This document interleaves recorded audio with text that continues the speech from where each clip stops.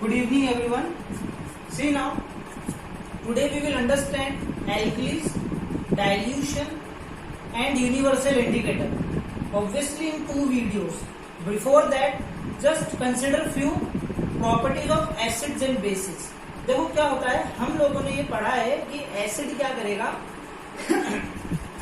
Blue litmus को red litmus में change कर देता है और बेस क्या करता है, रेड लिटमस को ब्लू लिटमस में चेंज कर देता है। आप एक चीज को बहुत अच्छे से समझो कि कोई भी अगर एसिड है तो वो एसिड की प्रॉपर्टी सिर्फ और सिर्फ इसलिए होती है क्योंकि उस एसिड में H+ आयन, और कोई भी अगर बेस है तो उस बेस की जो प्रॉपर्टीज होती हैं वो सिर्फ और सिर्फ इसलिए होती है क्योंकि उसमें OH- आयन होता है।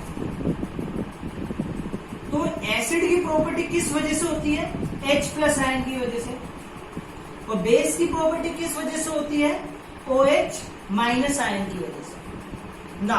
अब एसिड है आपके पास, सपोज आपके पास है एसिड HCl, आपके पास है एसिड H2SO4, कोई भी एसिड है, कोई भी बेस है आपके पास लाइक NaOH, आपके पास बेस है MgOH2, ठीक है ना।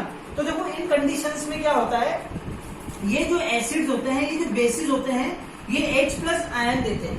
कब देते हैं, जब इनको थोड़ा भी पानी मिलता है, थोड़ा भी मॉइस्चर मिलता है तो एसिड क्या करता है, H+ आयन देता है। और थोड़ा भी अगर बेस को मॉइस्चर मिलता है तो वो बेस क्या करता है, OH- आयन देता है। अगर मॉइस्चर नहीं है यानी कि ट्रेसेस ऑफ वाटर नहीं है तो एसिड H+ आयन नहीं देगा, बेस OH- आयन नहीं देगा। इस बात को बहुत अच्छे से ध्यान रखना। अब सपोज कर लो आपके पास एक लिटमस पेपर है जो कि ड्राई है। कैसा लिटमस पेपर आपके पास, ड्राई लिटमस पेपर है। साथ में साथ आपके पास एक टेस्ट ट्यूब है, उस टेस्ट ट्यूब में से गैस आती है HCl। कौन सी गैस है, HCl जो गैस का नाम है वो है हाइड्रोजन क्लोराइड। क्या नाम है इस गैस का, हाइड्रोजन क्लोराइड, करेक्ट। तो ये जो गैस है ये एसिडिक नेचर है इसका। कैसा नेचर है इसका, एसिडिक। बट ये गैस भी कैसी है, ये गैस भी ड्राई है, ये गैस भी कैसी है, ड्राई है, करेक्ट। तो देखो क्या होगा, ये गैस है आपके पास हाइड्रोजन क्लोराइड जिसका नेचर है एसिडिक, बट ये ड्राई है। ड्राई होने का मतलब है इसमें कोई भी मॉइस्चर नहीं है। प्लस आपके पास एक लिटमस पेपर है, ठीक है ना, ब्लू लिटमस पेपर है। ये ब्लू लिटमस पेपर भी ड्राई है। अब हमने क्या किया, इस गैस को इस ब्लू लिटमस पर डाला। तो सवाल ये है, क्या इस लिटमस पेपर का कलर चेंज होगा, क्या इस लिटमस पेपर का कलर ब्लू से रेड होगा? तो जवाब है नहीं होगा। क्यों नहीं होगा, क्योंकि लिटमस कैसा है, ड्राई। गैस कैसी है, ड्राई। गैस एसिडिक है बट है तो ड्राई। अब ड्राई है तो इसीलिए H+ आयन तो रिलीज ही नहीं होगा। क्योंकि हमने क्या समझा है, हमने ये समझा है कि H+ आयन एसिड या बेस कब देते हैं, एसिड H+ आयन देते हैं only in the presence of moisture. अब मॉइस्चर ना तो HCl गैस में है ना लिटमस पेपर में है, तो फिर H+ आयन आएगा कैसे? अगर H+ आयन नहीं आएगा तो ये ब्लू लिटमस पेपर रेड में चेंज नहीं होगा। अगर इसको ब्लू लिटमस पेपर को रेड लिटमस पेपर में चेंज करना है तो या तो HCl गैस जो है वो आपके मॉइस्चर वाली होनी चाहिए, या फिर जो लिटमस पेपर है ये वाला आपका थोड़ा मॉइस्चर्ड होना चाहिए। दोनों में से या तो दोनों मॉइस्चर्ड हो या एक मॉइस्चर हो तो भी H+ आयन आएगा और इस ब्लू लिटमस पेपर का कलर रेड में चेंज हो जाएगा, ठीक है ना। This is number 1। Number 2 thing is कि बच्चों को अक्सर डाउट आता है कि हर वो चीज जिसमें H+ आयन होता है या जिसमें हाइड्रोजन आता है वो एसिड होती है। ऐसा नहीं होता। देखो हम लोग कुछ एग्जाम्पल कंसिडर करते हैं, ठीक है। आपके पास है HCl, आपके पास है H2SO4, ठीक है। फिर आपके पास है ग्लूकोज C6H12O6, आपके पास है इथेनॉल C2H5OH, ठीक है। तो ये सब क्या है, ये चारों कंपाउंड में देखो हाइड्रोजन है। इसमें ये रहा हाइड्रोजन, इसमें ये रहा हाइड्रोजन, इसमें देखो ये रहा हाइड्रोजन और इसमें ये रहा हाइड्रोजन। तो मेरा ये सवाल है, क्या ये चारों एसिड हैं? तो जवाब है ना। सिर्फ HCl और H2SO4 एसिड है। एथेनॉल और ग्लूकोज एसिडिक नहीं है। उनके पास एसिडिक प्रॉपर्टी क्यों नहीं है? इनके पास एसिडिक प्रॉपर्टी इसलिए नहीं है क्योंकि ये क्या करेंगे, H प्लस आयन नहीं देते। जैसे हम लोग ग्लूकोज का एग्जाम्पल लेते हैं, ठीक है ना। ग्लूकोज में क्या है भाई, आपके पास ये H2L है। देखो एथेनॉल का क्या होता है, थोड़ा बहुत एसिडिक होता है, ऐसा नहीं कि नहीं होता, वो आप क्लास 12 में पढ़ेंगे। तो इसलिए हम लोग क्लियर कट चलने के लिए कोई डाउट नहीं हो, इसलिए उसका एग्जाम्पल नहीं लेते। C6H12O6 क्या है, ग्लूकोज। अब ग्लूकोज में हाइड्रोजन तो है, पर ये एसिडिक क्यों नहीं है? ये एसिडिक इसलिए नहीं है क्योंकि जब आप ग्लूकोज को पानी में मिलाते हो तो ये ग्लूकोज H प्लस आयन नहीं देता, पर जब आप HCl को एसिड पानी में मिलाते हो तो ये H प्लस आयन देता है। जब आप H2SO4 को पानी में मिलाते हो तब भी ये H प्लस आयन देता है। तो क्योंकि ये दोनों वाटर में H प्लस आयन देते हैं, इसीलिए जो एसिड होते हैं, इसलिए ये एसिड है। पर जो ग्लूकोज है वो H प्लस आयन नहीं देता। किसमें नहीं देता? पानी में नहीं देता, इसलिए ये एसिड नहीं। ये प्रॉपर्टी। तो कोई भी चीज एसिड कब होगी, जब वो सॉल्यूशन में H प्लस आयन, अगर ज्यादा H प्लस आयन देगी तो ज्यादा एसिडिक होगी, कम H प्लस आयन देगी तो कम एसिडिक होगी। इस बात का बहुत अच्छे से ध्यान, ठीक है। सपोज आपके पास दो एसिड है, acid A and acid B, ठीक है ना। तो जो एसिड A है और जो एसिड B है, मान लो एसिड A में 10 मिलियन H प्लस आयन है और एसिड B में 20 मिलियन H प्लस आयन है, तो कौन सा एसिड स्ट्रॉन्ग होगा? एसिड B स्ट्रॉन्ग होगा। क्यों? क्योंकि इसमें 20 मिलियन H प्लस आयन इसमें, ठीक है। तो हमने क्या समझा? हमने ये समझा कि कोई भी एसिड जो होता है उसकी प्रॉपर्टी सिर्फ और सिर्फ H प्लस आयन की वजह से होती है। जितने ज्यादा H प्लस आयन होंगे उतना ज्यादा एसिड स्ट्रॉन्ग होगा, जितने कम H प्लस आयन होंगे उतना वीक एसिड होगा।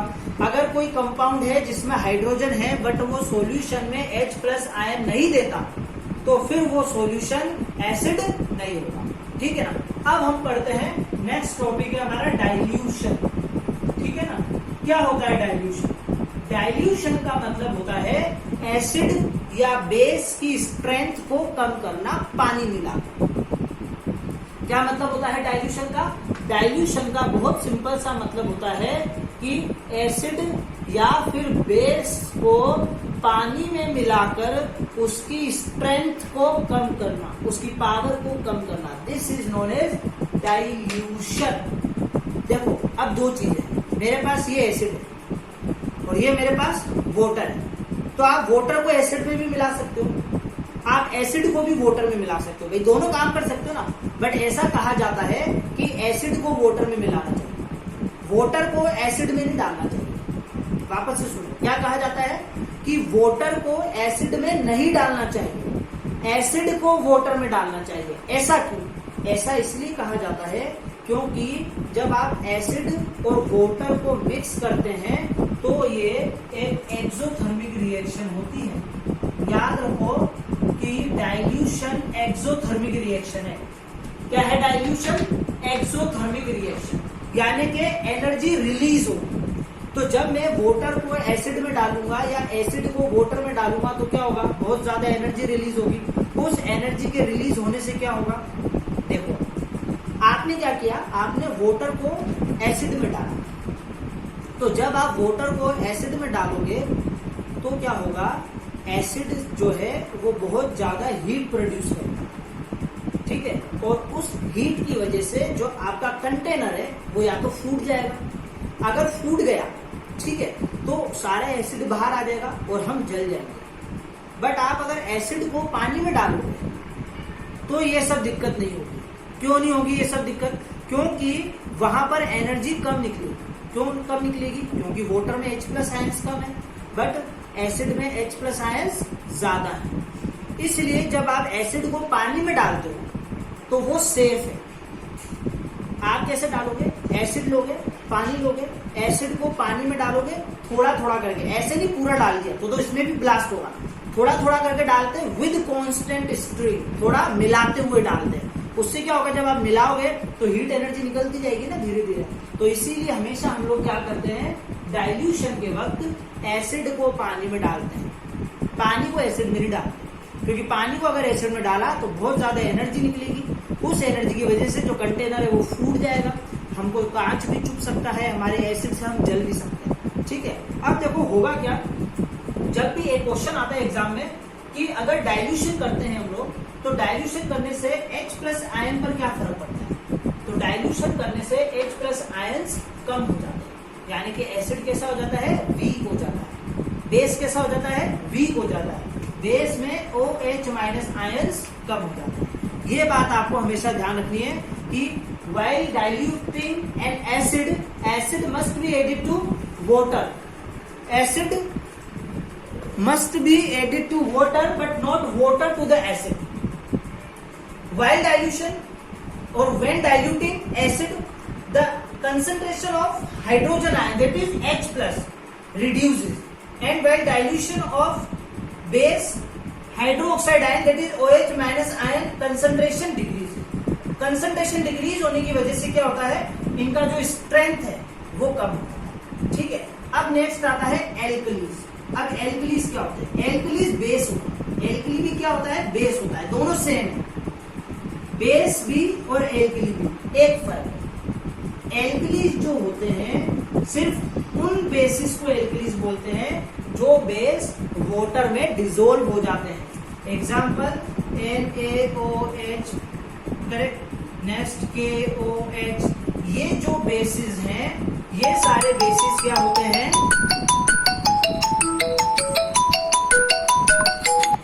ये सारे के सारे बेसिस डिसॉल्व हो जाते हैं किसमें, वाटर में, इसलिए हम लोग इनको क्या बोलते हैं, एल्कलीज। Correct, thank you.